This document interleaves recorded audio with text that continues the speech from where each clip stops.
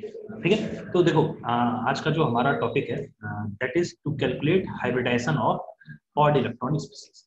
इसी के बारे में हम लोग आज थोड़ा बहुत डिस्कशन करने वाले हैं, ठीक है।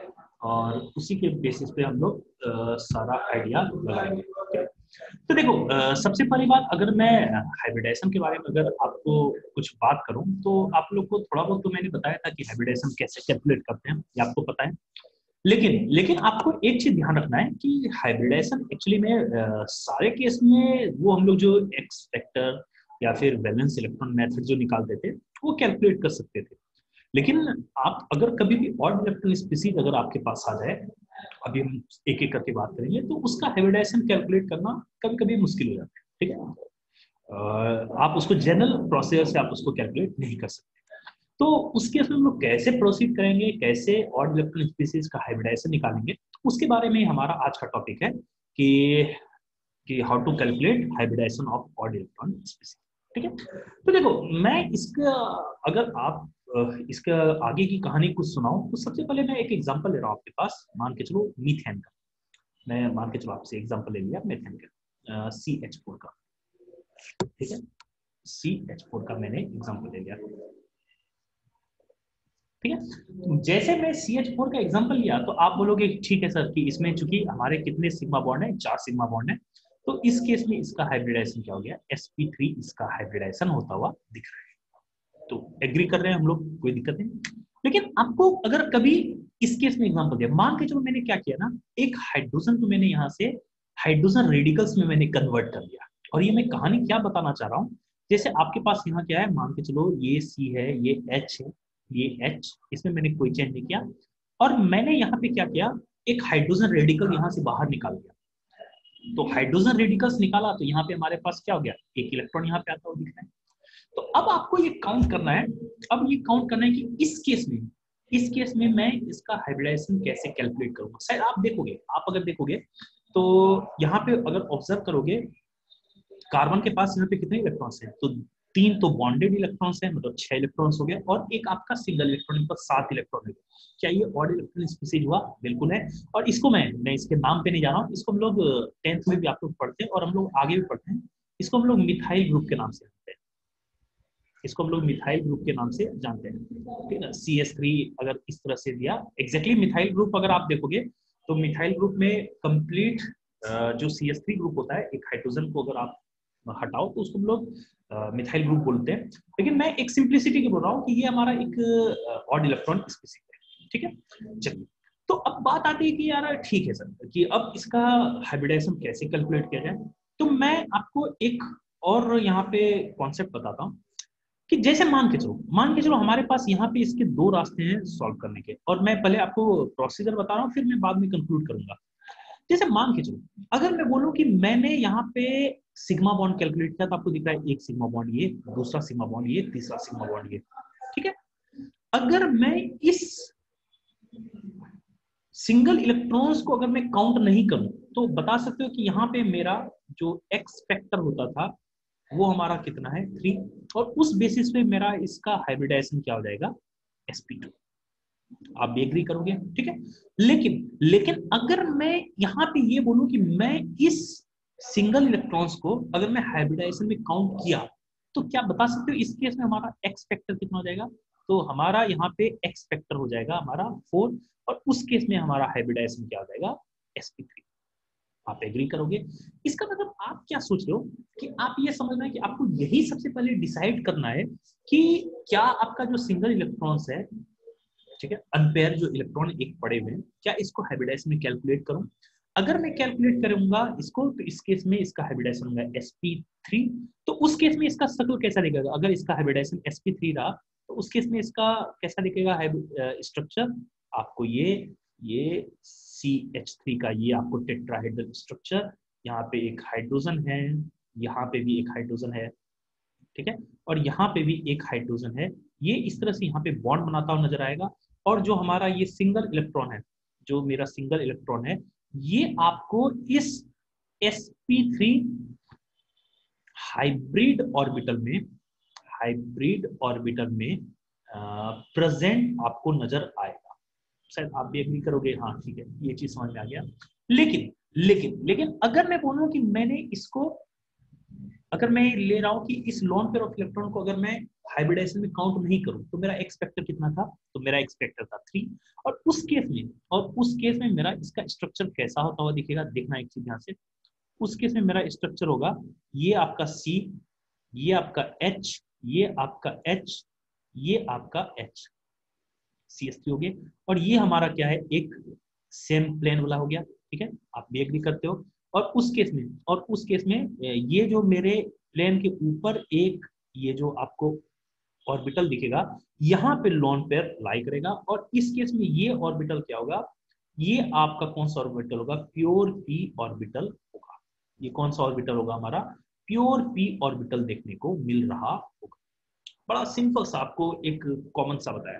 तो अभी आपको ये चीज समझ में आया कि ठीक है, ये चीज समझ में आया कि हम लोग आखिर इसका हाइब्रिडाइजेशन को कैलकुलेट करने के लिए अगर लोन पेयर कंसीडर करेंगे तो ये केस होगा, ना कंसीडर किए तो हमारा sp2 हो जाएगा।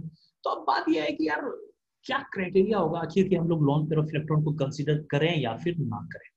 बात समझ में आएगी, क्योंकि अगर करना ना करना ये क्राइटेरिया समझ में आ गया तो फिर एक्स फैक्टर निकालना आसान है।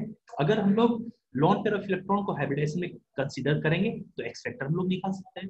अगर आपको ये जो अनपेयर इलेक्ट्रॉन है, मैंने लोन पेयर गलत बोल दिया था, अनपेयर इलेक्ट्रॉन जो है अगर ये आपको हाइब्रिडाइजेशन में कैलकुलेट नहीं होंगे तो उस केस में मैं एक्स फैक्टर कैलकुलेट कर सकता हूँ और उस केस में मैं उसका हाइब्रिडाइजेशन बता सकता हूँ।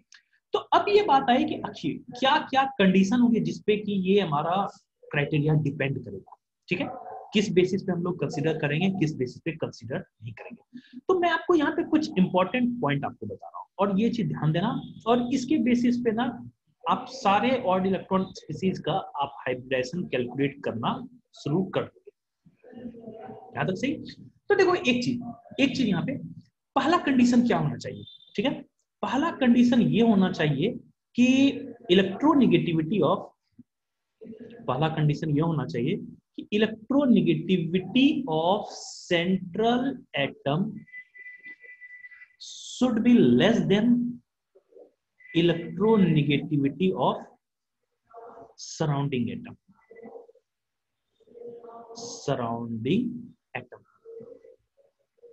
ठीक है। ये अगर कंडीशन, पहला कंडीशन है कि हम लोग लोन पेयर अनपेयर इलेक्ट्रॉन को हाइब्रिडाइजेशन में काउंट करें या ना करें, उसके लिए पहला कंडीशन है कि अगर सराउंडिंग एटम की इलेक्ट्रोनेगेटिविटी अगर सेंट्रल एटम से ज्यादा हुई, या फिर मैं इसको एक चीज ये बोल सकता हूं कि central atom has partial positive charge, has partial positive charge. अगर ये पहला कंडीशन अगर प्रेजेंट रहा, ठीक है। दूसरा कंडीशन क्या होना चाहिए कि if no lone pair is present, no lone pair is present on the central atom, अगर लोन पेयर सेंट्रल एटम पे प्रेजेंट नहीं है और अगर ये दो कंडीशन फुलफिल होता हुआ दिखेगा तो उस केस में अनपेयर्ड इलेक्ट्रॉन्स जो होते हैं, अनपेयर्ड इलेक्ट्रॉन्स को हम लोग हाइब्रिडाइजेशन में कंसीडर करते हैं।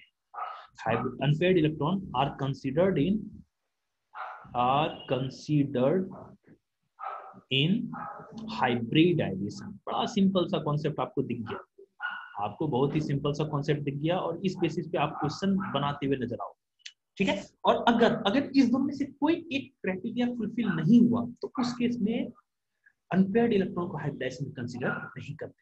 और ये दो कंडीशन अगर हुआ तो ही हम आगे फर्दर प्रोसीड करेंगे और उस अनपेयर्ड इलेक्ट्रॉन को हाइब्रिडाइजेशन में कंसीडर करता हुआ नजर आएंगे। बोलो कि ठीक है, एग्जांपल के साथ अब देखते हैं हम लोग, अब इसकी राम कहानी आगे बढ़ाते हैं हम लोग थोड़ा, ठीक है। जैसे मान के चलो यही हमने देखा, जैसे एग्जांपल हमने लिया, ठीक है, एग्जांपल हमने लिया कि CH3 सिंगल इलेक्ट्रॉन्स है। तो क्या मैं पहला केस अगर देखना चाहूंगा, अगर मैं इसको बताऊं कि कार्बन और हाइड्रोजन में क्या हाइड्रोजन की इलेक्ट्रोनेगेटिविटी ज्यादा है कार्बन से, तो आप बोलोगे नहीं, तो ये तो पहला कंडीशन ही फेल हो गया। क्यों? क्योंकि इस केस में आपको क्या होना चाहिए, अगर सिंगल इलेक्ट्रॉन्स को हाइब्रिडाइजेशन में कंसीडर करें तो सराउंडिंग एटम की इलेक्ट्रोनेगेटिविटी सेंट्रल एटम से क्या होनी चाहिए, ज्यादा होनी चाहिए, ये किसके बारे में बोल रहा हूं मैं, इसके इलेक्ट्रोनेगेटिविटी। तो भाई यहाँ पे तो ये दिख रहा है कि ये कार्बन है, ये हाइड्रोजन है, ये हाइड्रोजन है और ये हाइड्रोजन है, और मान के चलो यहाँ पे एक सिंगल इलेक्ट्रॉन है। तो आपको दिख रहा है कि सराउंडिंग एटम के केस में अगर आप देखोगे इस केस में हाइड्रोजन है, तो हाइड्रोजन की इलेक्ट्रोनेगेटिविटी तो कार्बन से ज्यादा है ही नहीं। तो ये तो पहला केस यहाँ पे गलत होता हुआ दिख गया, पहला केस ही गलत होता हुआ दिख गया। और अगर पहला केस गलत होता हुआ दिख गया तो मैं इस सिंगल इलेक्ट्रॉन को हाइब्रिडाइजेशन में कंसीडर नहीं करूंगा।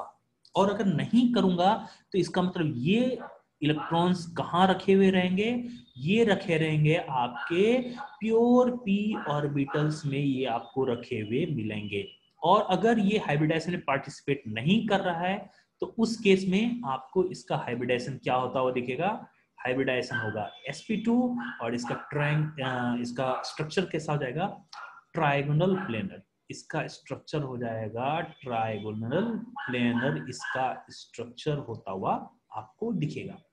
बोलो चलो ठीक है सर, एक पल्ले पड़ा। और एक एग्जांपल देख लेते हैं। दूसरा एग्जांपल मैं यहाँ पे कंसीडर करता हूँ। मान के चलो आपको दिया है CF3 डॉट, मान के चलो इस तरह से आपको दिया हुआ है, पूछा जाए कि इस केस में हाइब्रिडाइजेशन इसका क्या होगा। तो पहला बात, मैं आपको दोनों केस लेके बता रहा हूँ तो, और वेरीफाई भी करने में आसानी होगा। अगर मान के चलो ये अनपेयर इलेक्ट्रॉन हाइब्रिडाइजेशन में पार्टिसिपेट नहीं हुआ तो उस केस में इसका स्ट्रक्चर तो ये आपको दिखेगा, ये प्लेनर स्ट्रक्चर, ठीक है। और जो आपके ये अनपेयर्ड इलेक्ट्रॉन है ये कहां पे लाई कर रहे होंगे, ये प्योर पी ऑर्बिटल्स में, ये प्योर पी ऑर्बिटल्स में लाई करता हुआ दिखेगा। कब, जबकि हम लोग इस अनपेयर्ड इलेक्ट्रॉन को हाइब्रिडाइजेशन में कंसीडर ना करें। अच्छा, अगर मान के चलो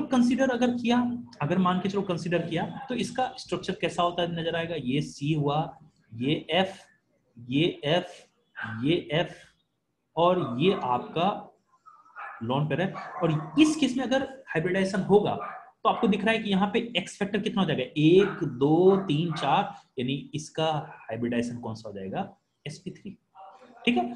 तो इस केस में ये single electrons sp3 hybrid orbital में रखा हुआ नजर आएगा। बड़ा सिंपल सी कहानी आपको दिख रही होगी, ठीक है। और अगर हाइब्रिड ऑर्बिटल में होगा तो इस केस में इसका स्ट्रक्चर कैसा होता हुआ दिखेगा, टेट्राहेड्रल। क्यों, क्योंकि हाइब्रिडाइजेशन आपको क्या हो गया, sp3।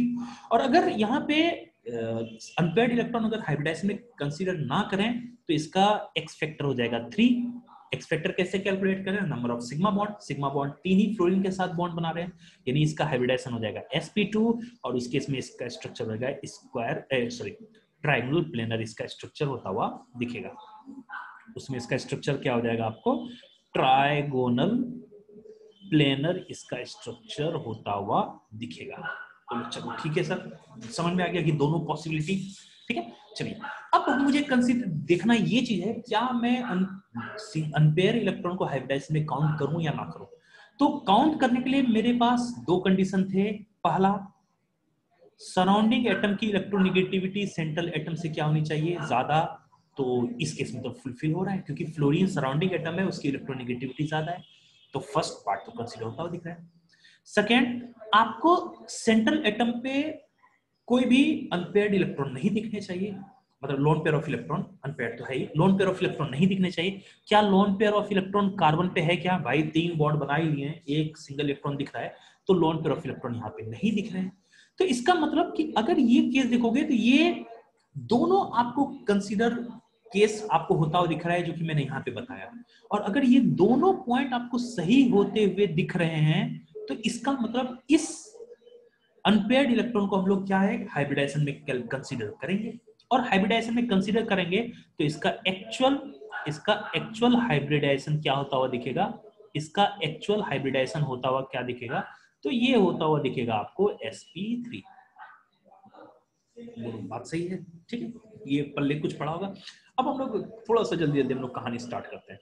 जैसे मान के चलो आपको क्वेश्चन पूछ लिया जाए कि भाई कि NO2 का हाइब्रिडाइजेशन क्या होगा ये बताइए, ठीक है। तो मैं आपको क्वेश्चन पूछ रहा हूँ, क्या क्या पूछा जाएगा, सबसे बताना है NO2 का हाइब्रिडाइजेशन आपको बताना है, NO2 का हाइब्रिडाइजेशन बताना है। दूसरा, इसका शेप बताना है, ठीक है। अच्छा, तीसरा बताना है कि अनपेयर्ड इलेक्ट्रॉन का लोकेशन बताना है कि अनपेयर्ड इलेक्ट्रॉन कहां पे लाई कर रहे हैं, इसके बारे में आपको बताना है। तीन ही क्वेश्चन जवाब देना है। चलिए कहानी स्टार्ट करते हैं। अब तो आप थोड़ा सा जल्दी जल्दी कर ही रहे होगे। तो NO2 का अगर मैं स्ट्रक्चर बनाऊं तो NO2 का स्ट्रक्चर हम लोग कैसे बनाते हैं, N डबल बॉन्ड O, एक कोऑर्डिनेट बॉन्ड O और यहाँ पे एक सिंगल इलेक्ट्रॉन। ताकि नाइट्रोजन मैक्सिमम कितना बॉन्ड बना सकता है, 4 या 5 बॉन्ड तो कभी बनाएगा नहीं, तो इस ऑक्सीजन के साथ कोऑर्डिनेट बॉन्ड ही बनाता हुआ नजर आएगा। अब देखते हैं कहानी पे आते हैं। क्या सराउंडिंग एटम की इलेक्ट्रोनेगेटिविटी ज्यादा है, तो आप बोलोगे सर ऑक्सीजन की इलेक्ट्रोनेगेटिविटी ज्यादा है, यानी फर्स्ट कंडीशन तो हमारा फुलफिल हो गया। अच्छा, क्या सेंट्रल एटम पे लोन पेयर ऑफ इलेक्ट्रॉन्स है, नहीं है, तो इसका मतलब मेरा सेकंड क्राइटेरिया भी फुलफिल हो गया। और अगर दोनों क्राइटेरिया फुलफिल हो गया तो इस अनपेयर्ड इलेक्ट्रॉन को हम लोग हाइब्रिडाइजेशन में कैलकुलेट करेंगे। और अगर कैलकुलेट करोगे तो बता सकते हो यहाँ पे x का वैल्यू कितना हो जाएगा, 1, एक सिग्मा बॉन्ड, 2 सिग्मा बॉन्ड, यानी x का वैल्यू कितना होते चला गया, 3। x का वैल्यू कितना हो गया, 3। और इस केस में मेरा हाइब्रिडाइजेशन क्या होता हुआ जाएगा, इस केस में मेरा हाइब्रिडाइजेशन होता हुआ दिखेगा sp2। बोलो बात सही है, यहां तक सही है। तो ये चीज ध्यान रखना, ठीक है। कैसे कैलकुलेट करते हैं, सारा कंडीशन आप लोग चेक करना। दो ही कंडीशन है, अनपेयर्ड इलेक्ट्रॉन को हाइब्रिडाइजेशन में कंसीडर करेंगे, इसके लिए दो कंडीशन है। पहला, सराउंडिंग एटम की इलेक्ट्रोनेगेटिविटी सेंट्रल एटम से ज्यादा होनी चाहिए। दूसरा, सेंट्रल एटम पे कोई भी लोन पेयर ऑफ इलेक्ट्रॉन्स नहीं होने चाहिए, ठीक है। और अगर ये दो नहीं होंगे कंडीशन फुलफिल, ये दोनों कंडीशन अगर फुलफिल होंगे तो उस अनपेयर्ड इलेक्ट्रॉन को हम लोग हाइब्रिडाइजेशन में कंसीडर करेंगे और उस बेसिस पे हम लोग उसका हाइब्रिडाइजेशन कैलकुलेट करेंगे। बोलो सही है। अच्छा, अगर ये पता चल गया तो आप बता सकते हो कि इस केस में इसका अगर आप देखोगे इसका शेप कैसा होता दिखेगा, इसका शेप होता हुआ नजर आएगा आपको, बेंट शेप इसका होता हुआ नजर आएगा। इसका शेप क्या नजर आता हुआ आएगा, बेंट शेप। अच्छा, अनपेयर्ड इलेक्ट्रॉन, अब बताओ कि अगर आपको अनपेयर इलेक्ट्रॉन चूंकि हाइब्रिडाइजेशन में पार्टिसिपेट किया है तो आपको अनपेयर्ड इलेक्ट्रॉन कहां पे लाया होता हुआ नजर आएगा, आपको अनपेयर्ड इलेक्ट्रॉन कहां पे लाया होता हुआ नजर आएगा, ये sp2 हाइब्रिड ऑर्बिटल में, sp2 हाइब्रिड ऑर्बिटल में प्रेजेंट होता हुआ नजर आएगा। ठीक है। अब थोड़ा सा कॉन्सेप्ट बढ़ना शुरू होगा, चिंता मत करो, अभी एक दो एग्जांपल और करवाऊंगा फिर आपको ये बड़ी अच्छे से समझ में आएगा। चलिए नेक्स्ट क्वेश्चन हम लोग देखते हैं। मान के चलो बोला जाए आपको ClO2 के बारे में आपसे पूछा जाए कि इसका हाइब्रिडाइजेशन क्या होगा, ठीक है, ध्यान से सुनना। तो ClO2 का अगर मैं स्ट्रक्चर बनाऊं तो मैं इसका स्ट्रक्चर कैसे बनाऊंगा, देखो ये Cl है, ये डबल बॉन्ड ऑक्सीजन, ये डबल बॉन्ड ऑक्सीजन, एक यहाँ पे लोन पेयर, ठीक है, और एक यहाँ पे अनपेयर इलेक्ट्रॉन। शायद एग्री करोगे क्योंकि क्लोरीन की वैलेंस इलेक्ट्रॉन कितने, 7। तो देखो दो तो डबल बॉन्ड बनाए, मतलब 4 इलेक्ट्रॉन क्लोरीन तो डबल बॉन्ड बनाने में यूज कर लिया, दो एक लोन पेयर के फॉर्म में प्रेजेंट तो 6 हो गए, तो एक आपको अनपेयर्ड इलेक्ट्रॉन दिख रहा है। अब बात आई कि इस अनपेयर्ड इलेक्ट्रॉन को हम लोग हाइब्रिडाइजेशन में कैलकुलेट करें या ना करें। अब मैं आपको दोनों केस बता रहा हूं। अगर मैं अनपेयर्ड इलेक्ट्रॉन को कंसीडर कर रहा हूं, अगर अनपेयर्ड इलेक्ट्रॉन को कंसीडर कर रहा हूं किसमें, हाइब्रिडाइजेशन में, ध्यान से सुनते चलना, ठीक है। तो उस केस में मेरा क्या आता हुआ दिखेगा डायग्राम, अगर उस केस में देखोगे तो आता हुआ दिखेगा मेरा एक्स फैक्टर वैल्यू आता हुआ नजर आएगा 4। क्यों, क्योंकि दो तो सिग्मा बॉन्ड के कारण, एक लोन पेयर के कारण, और अगर अनपेयर्ड इलेक्ट्रॉन भी हाइब्रिडाइजेशन में पार्टिसिपेट करेगा तो टोटल एक्स फैक्टर हो गए 4। और उस केस में मेरा इसका स्ट्रक्चर क्या होता नजर आएगा, हाइब्रिडाइजेशन क्या नजर आएगा आपको, sp3। अच्छा, अगर आपको अनपेयर्ड इलेक्ट्रॉन को कंसीडर में नहीं कर रहा हूं हाइब्रिडेशन में, नॉट कंसीडर इन हाइब्रिडाइजेशन, अगर मैं हाइब्रिडाइजेशन में कंसीडर ना करूं तो उस केस में मेरा एक्स फैक्टर क्या आ जाएगा, 3। क्योंकि अगर अनपेयर्ड इलेक्ट्रॉन कंसीडर नहीं होगा तो हमारे पास 2 सिग्मा बॉन्ड और एक अनपेयर्ड इलेक्ट्रॉन है, 3 ही एक्स फैक्टर हो जाएंगे, तीनों सम। याद है एक्स फैक्टर वैल्यू क्या होता था, sum of lone pair plus sum of bond pair of electrons, यही होता था हमारा एक्स फैक्टर। तो एक्स फैक्टर अगर 3 हो गया तो इसका मतलब इस केस में मेरा हाइब्रिडाइजेशन क्या हो जाएगा, इस केस में मेरा हाइब्रिडाइजेशन होता हुआ नजर आएगा sp2। अब बात है कि दोनों केस पॉसिबल, अब कौन सा सही है ये देखते हैं। चलिए अब हम लोग किस पे चलेंगे, कंडीशन चेक करने में। क्या सराउंडिंग एटम की इलेक्ट्रोनेगेटिविटी सेंट्रल एटम से ज्यादा है? तो आप एग्री करोगे हाँ सर, क्योंकि ऑक्सीजन की इलेक्ट्रोनेगेटिविटी बहुत ज्यादा है, ये तो कंडीशन फुलफिल हो रहा है। अच्छा, क्या सेंट्रल एटम पे lone pair of electron present है? Lone pair of electron present है? तो देखो बोलोगे हाँ ये भी है, लेकिन यार ये तो गड़बड़ हो गया, ये सेकंड कंडीशन नहीं होनी चाहिए, क्योंकि अगर एक भी केस, याद है दोनों रूल जो बताए थे उसमें अगर एक भी वायलेट होंगे तो मैं अनपेयर्ड इलेक्ट्रॉन को हाइब्रिडाइजेशन में कैलकुलेट नहीं करूंगा। तो अगर नहीं करूंगा तो मेरा क्या बोल सकते हो कि अगर ये केस होगा तो मेरा एक्स फैक्टर एक्चुअली में क्या होने वाला है? तो एक्चुअली में हमारा एक्स फैक्टर होने वाला है 3 और मेरा हाइब्रिडाइजेशन क्या होने वाला है? sp2। क्या ये कहानी सही है? ध्यान देखना, कंडीशन कंडीशन जो बताया था उसमें से अगर एक भी गलत, मतलब उस अनपेयर्ड इलेक्ट्रॉन को हाइब्रिडाइजेशन में कंसीडर नहीं करेंगे। बोलो बात सही है यहाँ तक? ठीक है। अच्छा, अब मैं जल्दी से क्वेश्चन दे रहा हूँ, मतलब इसी को कंप्लीट कर दे रहा हूँ। तो सबसे पहला क्वेश्चन हमारा था कि इसका हाइब्रिडाइजेशन क्या होगा, इसका हाइब्रिडाइजेशन क्या हो गया, तो ये हमने कैलकुलेट कर लिया, क्या हो जाएगा? sp2। चलो ठीक है, ये भी देख लिया। अच्छा, दूसरा चीज, इसका शेप कैसा हो जाएगा? इसका शेप होता हुआ नजर आएगा ट्राइगोनल, ट्राइगोनल प्लेनर। ठीक है, एक्चुअल शेप मतलब सॉरी इसका हाइब्रिडाइजेशन के थ्रू, लेकिन इसका एक्चुअल शेप क्या होते नजर आएगा? आप VSEPR जानते हो, तो इसका शेप कैसा होता हुआ नजर आएगा?